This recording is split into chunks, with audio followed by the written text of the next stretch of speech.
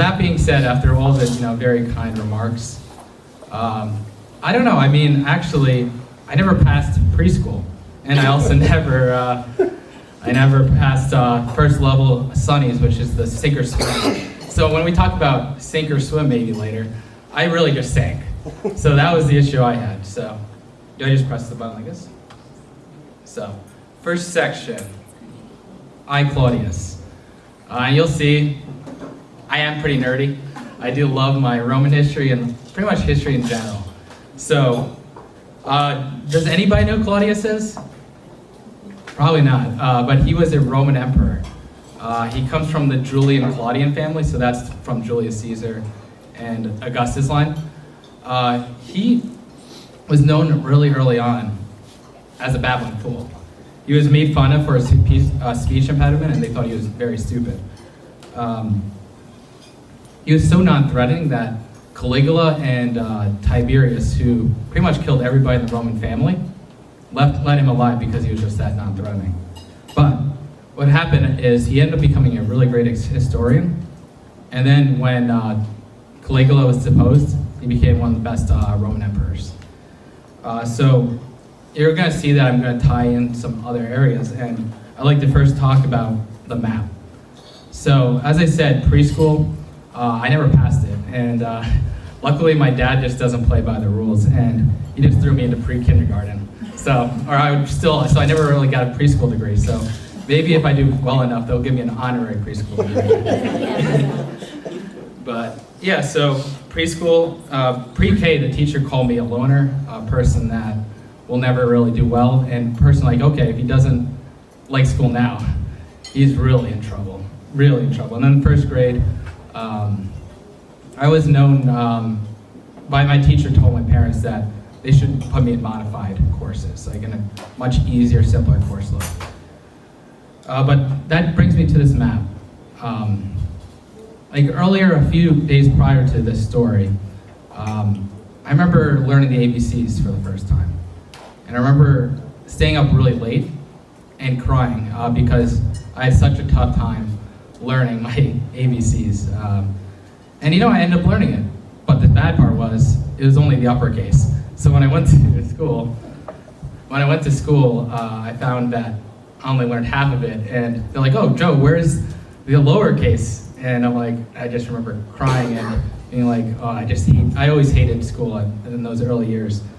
But that leads to this map. So it was a parent-teacher day where the parents could come in to see some of the students, or their kids. And the teacher, I guess, Mrs. Morgan, said all those things about me being a loner and me not really being a potential for anything great. In this map, like what happened is, they pretty much told the kids, go around the map, like choose a specific state and talk about it. So everyone went to the West Coast and the East Coast, so like California, Pennsylvania, New Jersey. For me, I went to Missouri. And my mom was feeling hurt, and Mrs. Morgan says, you see? And so of course I was alone by myself in the middle of nowhere. This is pretty much in the flyover states. No offense to anybody from Missouri. But what happened was everybody jumped up. I'm in California. I'm in New Jersey. My turn came. And I jump up, and I'm very, I jump up, And I said, I'm in Missouri, the home of the St. Louis Cardinals. And in that moment, my mom was like, no, these people are wrong. I'm a genius here. And I really thank my mom for always believing in me. And that's why I said for everybody to stand, because the people that believed in me, I have a really deep thankfulness for it. So. But that also being said, I learned that I also learn in a very different way than everybody else. I can't memorize things.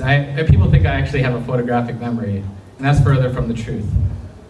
My learning style actually is taking really obscure random things and applying it, and that's what we really see in this story.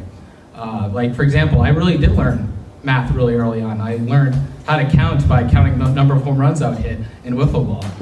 I learned batting average by, which is division, really early on, like 6, 7 years old, because I was counting my own batting average. So without knowing it, a lot of the things that made me very successful were not really school taught. It was pretty much me learning on the fly and not thinking it was ever educational. And that being said, like the best area I've always been the most successful at is in history and understanding information, like the mathematical information. That's why I've been very good in accounting and very good at what I've done. And that's really, really driven by baseball. Like for me, numbers aren't just numbers. They tell a story. And my love of history, my love of numbers because of baseball and the history of like a baseball card. Rob right here collects baseball cards and he sells them. A baseball card is just random statistics on the back. But that player has a whole history behind it. And that's really where I learned the importance of data science and really how history is taught by numbers. So I guess here's where here's me in pre-kindergarten. You can see how much I was really enjoying. I was really upset being there. Your mean teacher. Yeah, and then this is me, like hard work has really been a staple in my life throughout, as Rob and all of you could attest, Professor Bates, Professor Doherty. And it's been because like, ever since I was little, I always had to work hard. And you may think that results in me like always feeling less confident about myself, but here, I learned my ABCs. So, advanced accounting or advanced finance has nothing on me. So the second section, out of left field, as Rob knows and several of you know, I was left fielder for baseball here. So I just found it pretty fitting. I don't know if anyone knows the phrase out of left field, but out of left field means like out of nowhere. Like, it's just crazy kind of thing. So I'd like to kind of talk about my time, my first 2 years at Houghton. So I remember receiving an email from a coach, and I'm like, what is this Houghton? Like, where is this? And I look it up, I'm like, Buffalo. I'm like, I hate the call. This is no way gonna work. No way. But I ended up taking the call anyways. And it's something I always recommend everyone do. Like, always take the call because for anything you ever want, because that call could change your life, and for sure, it did. I talked to Coach Reitnauer, and like most coaches, we talk about baseball. We talk about different things like that are baseball related. My conversation with the coach was like an hour and a half. It was entirely on books, like Wendell Berry, Ayn Rand, and I'm like, this is something crazy. This is awesome. Like, as the nerd I am, like it was amazing to talk about things other than baseball. Like, it's always been like, Professor Bates said it. Like, I have several different things. I'm not just like, oh, I always like learning, but like, oh, I played college baseball. Oh, I did all these different things. But at the end of the day, those things mask my nerdness. So it was really cool. And when I came up to the campus for the first time, Enrico Sugdeo, one of our friends, legitimately waited an hour for me to get there. And he, because I was like an hour late because we were coming from 6 hours away in New Jersey. And I just remember like how much he like valued me as a person. And he really was, through my 4 years, like a big brother to me. And he's like, oh, just feel free to reach out. What's your number? And I gave him my number, but I guess I fat fingered it. And I gave my brother's number, so he started texting my brother. And he's like, why are you not responding? My brother's like, what in the world is this? So, but it all worked out, and like when I talk to the team, and something I would recommend for your careers, if you're in business or in anything you do, is team chemistry is one of the most important things. If you love your team, it's never gonna feel like work. No matter what you love, if you do it and you have a bad team, you're gonna hate it for sure, I'll be honest. So I would really highly recommend when you're interviewing for places, trying to see the people you work with, because that makes all the difference. I'll also now talk about my time where I got to meet this kid for the first time. So the natural way, one of my best friends in college for sure, and one of my closest friends for sure. We met actually the natural guy way. We both thought a girl was pretty cute, and we randomly started talking about that. Not like here, I was talking about my coach. Oh, we talk about literature, we talk about this. No, this kid, we were like, oh yeah, you know. And then all of a sudden, we were like, oh, I play on the baseball team. And Rob's like, yeah, I play on the baseball team too. And I'm like, oh, I'm studying accounting. He's studying accounting too. It's almost like stepbrothers, that scene where they found their random little things they got in common. So that was, what was that, freshman orientation, like May or something like that? Yeah. Yep. And you were wearing a full suit in 90-degree weather. yeah, I was wearing a full suit in 90-degree weather. I mean, I didn't know that Buffalo could get up to this hot. But it was for sure one of the best experiences I had was meeting this kid. And we ended up meeting a few months later when we came up.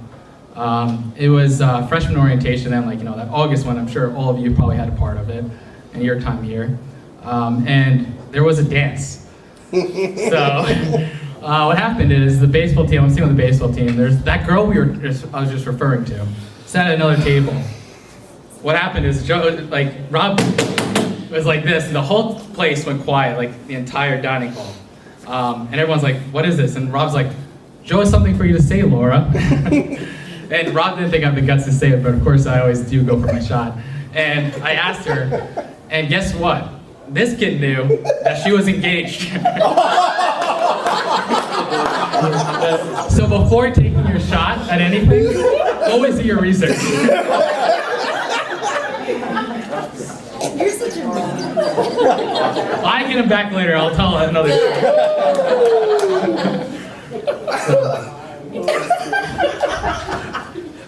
But then, so being here, it was amazing. Professor Bates and Professor Black absolutely learned from the best, pretty much. Like, Professor Bates had such a great skill set when it came to business.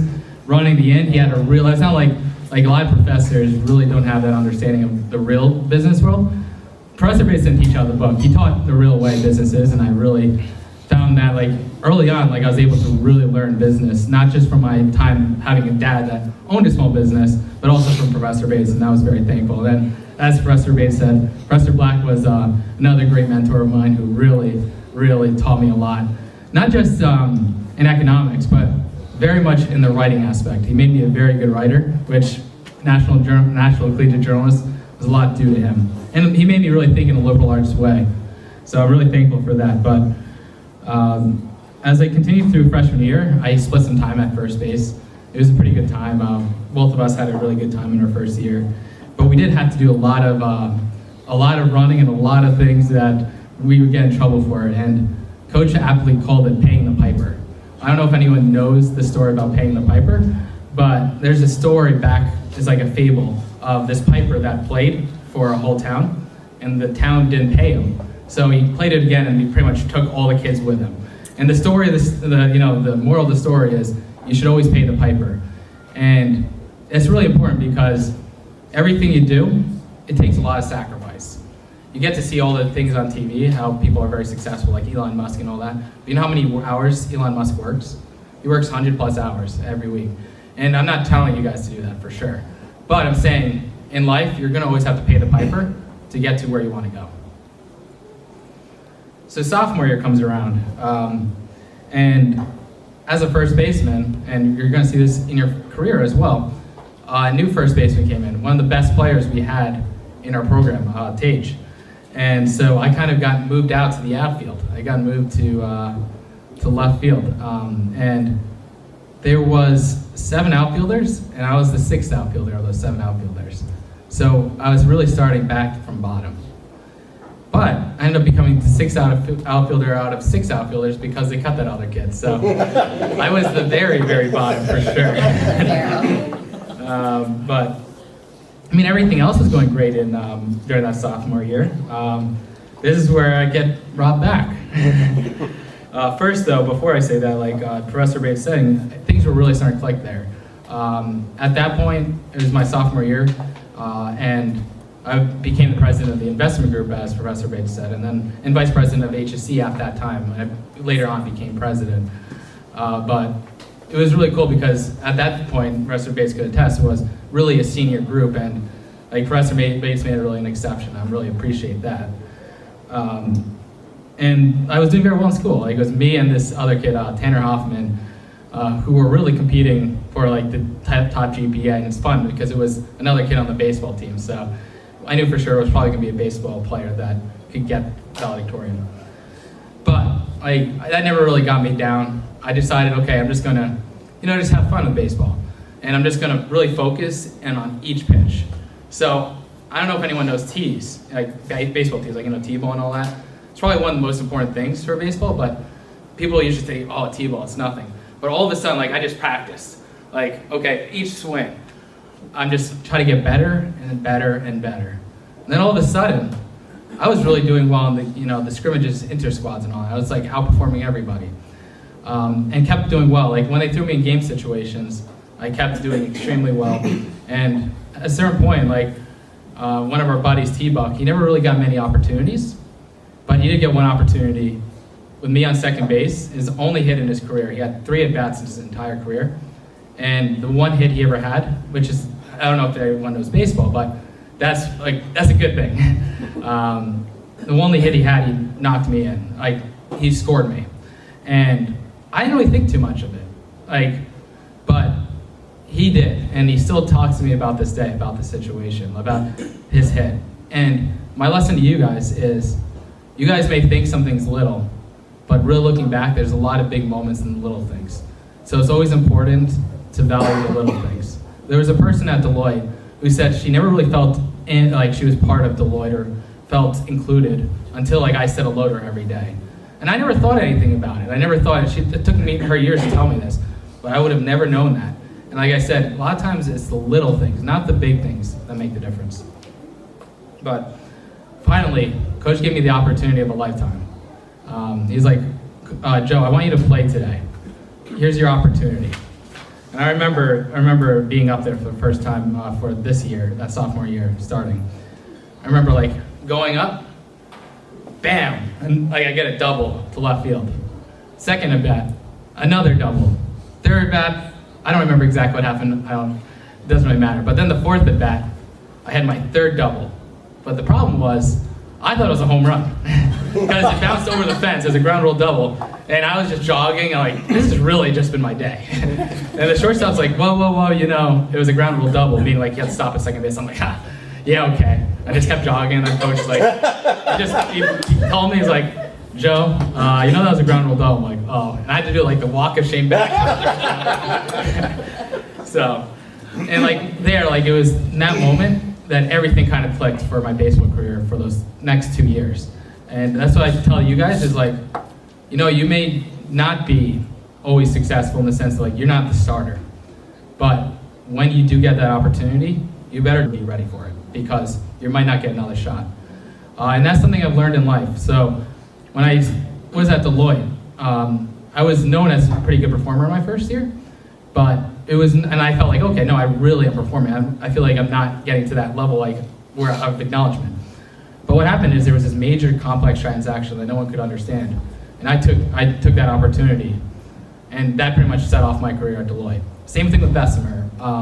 There was an opportunity where I was just working, minding my own business, and then I found out that during the COVID year, there was a return to office thing we had to do.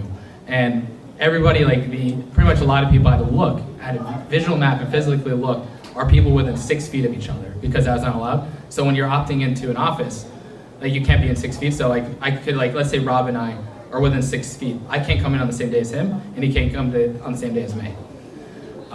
They were physically looking at that and saying, okay, you can't come or you could come. What I did was I created a database instead of 40 hours or whatever, how many hours it took for people to figure that out. You can figure it out in 2 seconds because you just upload the information. And from there, that really took off my career at Bessemer. So it's always about the big opportunities that make your career. And you know what, it's not like it just comes, in a sense, you just don't demand them. You just have to be ready for it.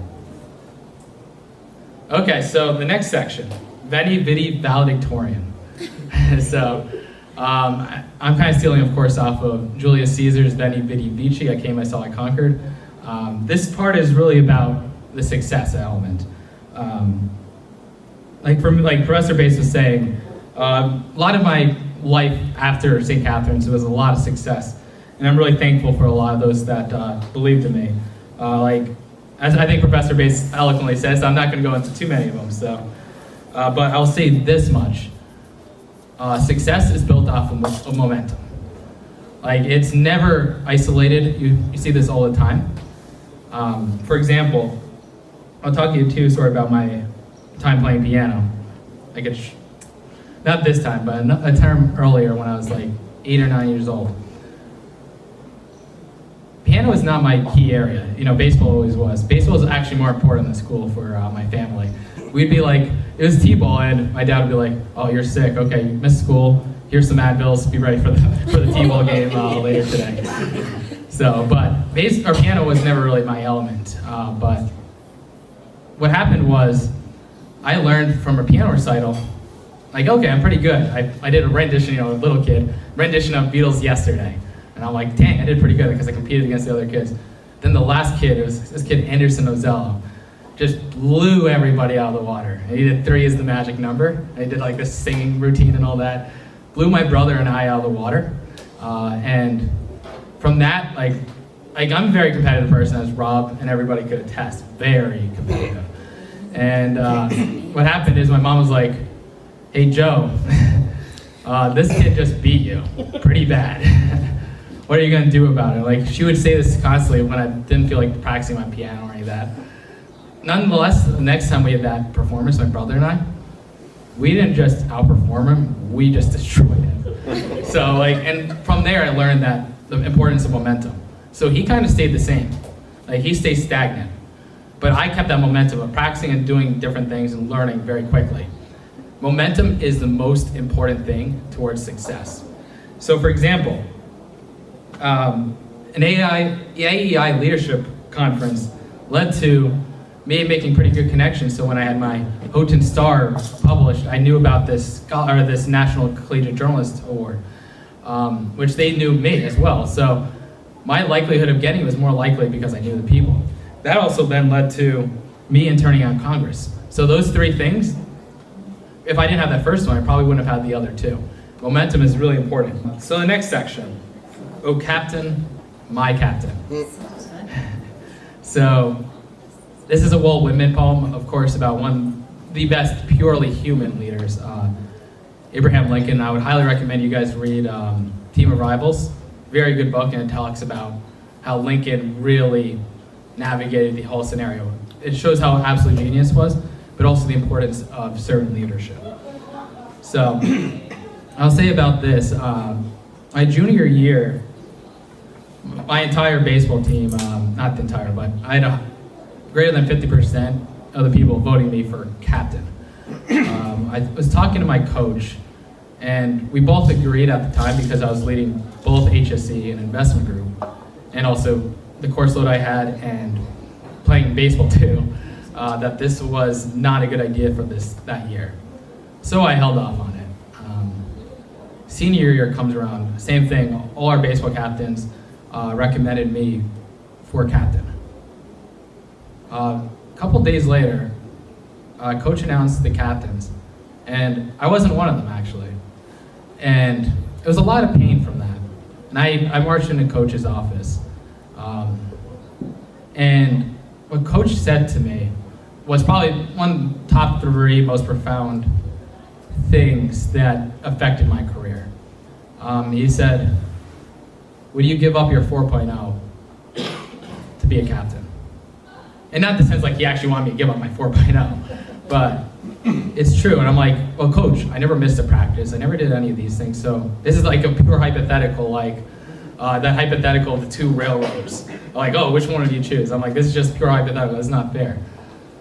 But he was right. And I don't think necessarily he was right on my answer. I don't know. He didn't say what my answer was, but leadership, you kind of learn really young, and you see it in the movies, you see it everywhere.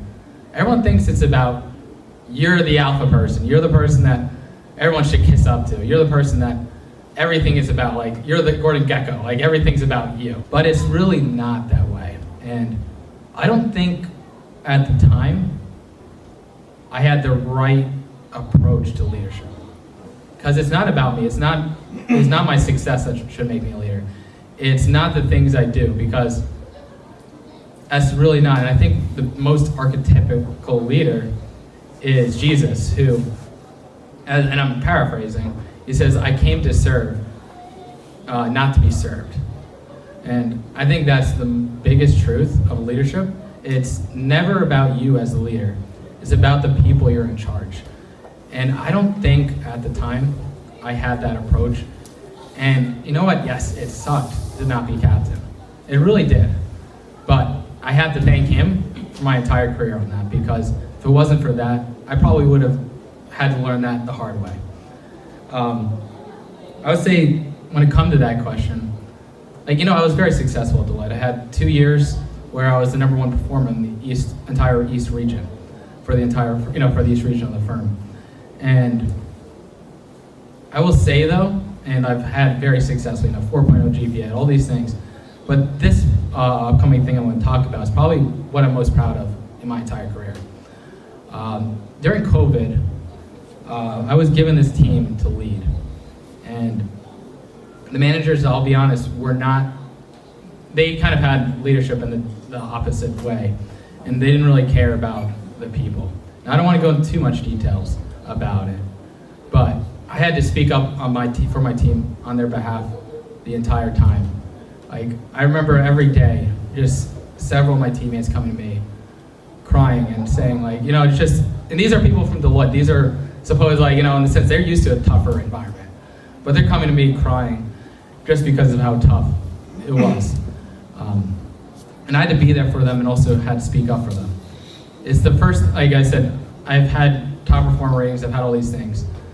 But to be honest, it's really there that, and I didn't get top performer ratings from that team actually.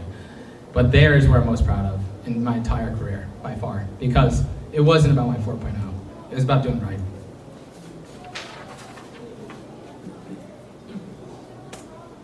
Okay, so Waterloo, another historical reference. So let's see where I'm at. Here. So when it comes to it, I don't know if you guys know Waterloo, Napoleon. So what happened is Napoleon went off to pretty much conquer Europe, and the second time through, he lost at the Battle of Waterloo, and that was pretty much the end of his career. And I'm now thinking about my senior year of baseball. So at that time, a lot of my things in my personal life were not going well. I lost a lot of my close friends at the time.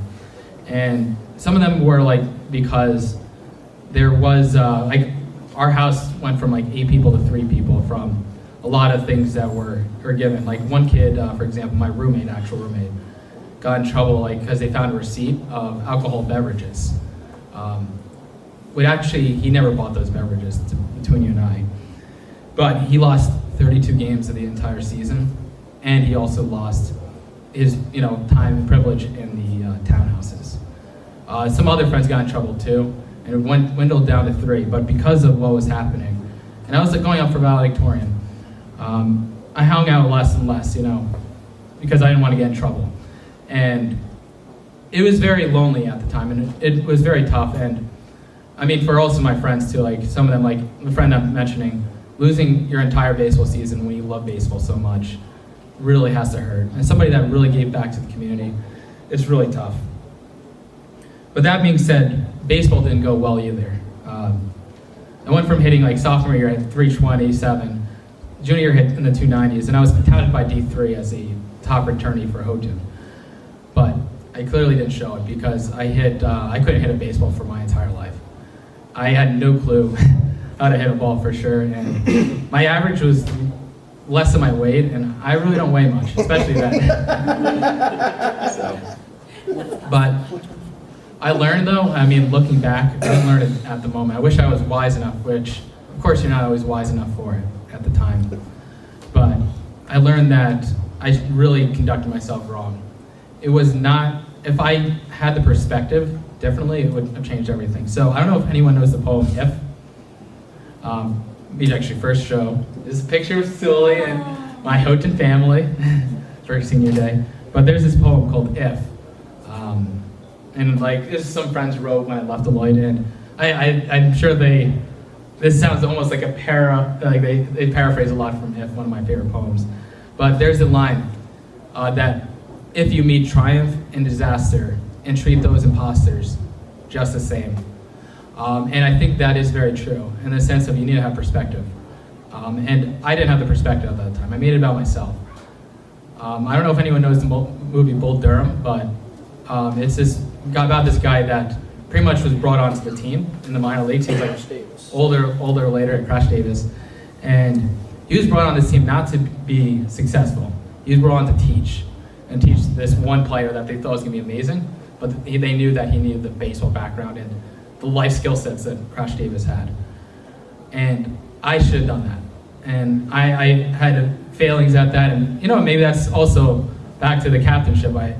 If I was at the time who I should have been, I could have been that way too. And it shouldn't have been about me. It shouldn't have been about, oh, I'm doing terrible. It should have been, okay, I'm failing, but I could really help everybody else out.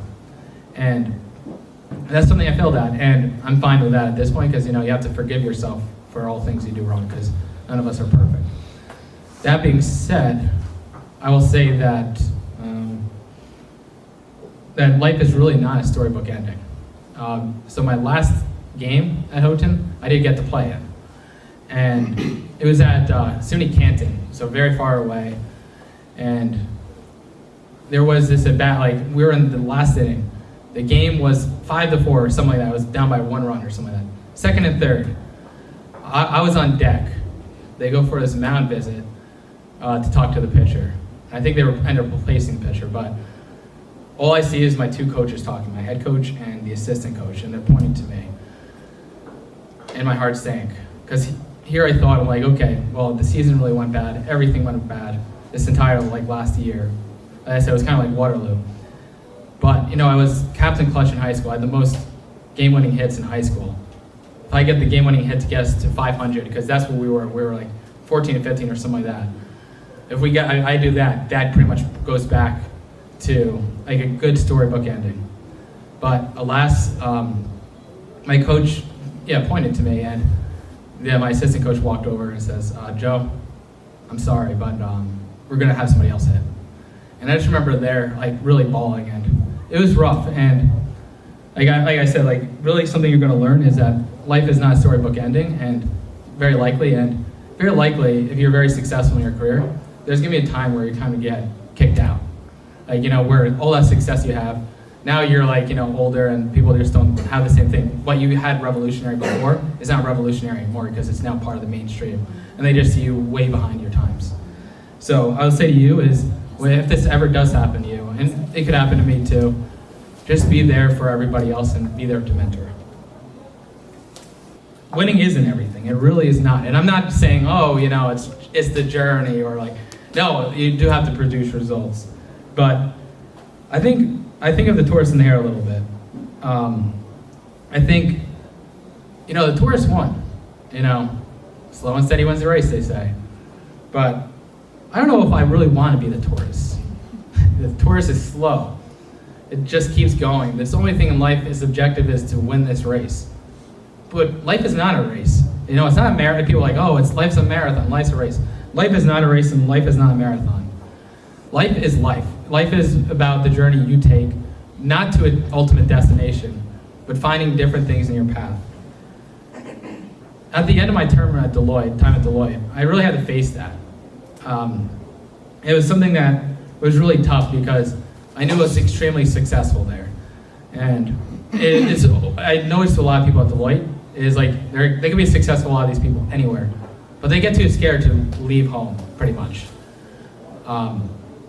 But when I started at Deloitte the first day, they had of course, the Deloitte thing everywhere. The Deloitte this, Deloitte that. But I noticed there's a period at Deloitte. We're known as the green dot. But I saw that period. And I'm like, I don't want my life to be Deloitte, period. Mm-hmm. And so I'm like, at that point, at the very end of my career there, I was thinking to myself, I've really changed from that high-spirited kid I was, that creative kid I was when I was little, like when I showed you some of those pictures of me with the Mark McGuire jersey. I've really lost who I was. So I decided, and it has nothing actually to do with Deloitte, but it's almost like that symbolic element of like you have to make a ritualistic change to kind of go back to who you are. And I did, like Professor Bates said, I got some calls from Bessemer, and I was like, okay, maybe this is the new opportunity. I talked to a lot of people about it, and they're like, no, this is a really good opportunity. You may be leading all these things at Deloitte, but you're kind of pigeonholing yourself into one type of career. It's about diversity of skill set. So you going into treasury, and then Alman leading the FP&A team. I was one of the leaders on the team where we're building out the entire forecasting approach for the company. It's more important that you have diverse skill sets, Joe. So I thought of that, I'm like, okay, I guess it's maybe time. And that was hard because I never quit anything in my life. And in some ways, it's so weird to say it, but it was hard to really quit Deloitte. Because it's also, you know there's a path to Deloitte in the sense of you make certain levels at certain points, but in the real world, that's not the case. Like, not real world, I'm not saying that's not the real world, but like at most private companies, like you may never get promoted again. Like, but Deloitte, like, okay, in 3 years I could reasonably expect this much amount of money because I'll be a manager, senior manager, or partner. And there's certain comfort in that, of knowing that you're going to be in that level. But I'm like, okay, you know what? I'm going to take this shot. So I did it, and I also, being the history buff I am, I started at the new firm on the Ides of March, so which was the day, of course, Julius Caesar was killed. And what I kind of did was I used that, of course, for purposes of like, okay, I'm going to kill my ambition where it's all about just success. I want my new life, and it's been what I've done the last year now, to be about being creative and doing the things that I really am. Getting back home, but taking all the experience I had along the way to be better as I am. So I'll say this much. I'll end with a poem from old Tennyson. It may be the gulfs will wash us down. It may be that we touch the happy isles. And though we are not as strong as we were, that which we are, we are. Made weak by time and fate, but strong in will, to strive, to seek, to find, and not to yield. Thank you.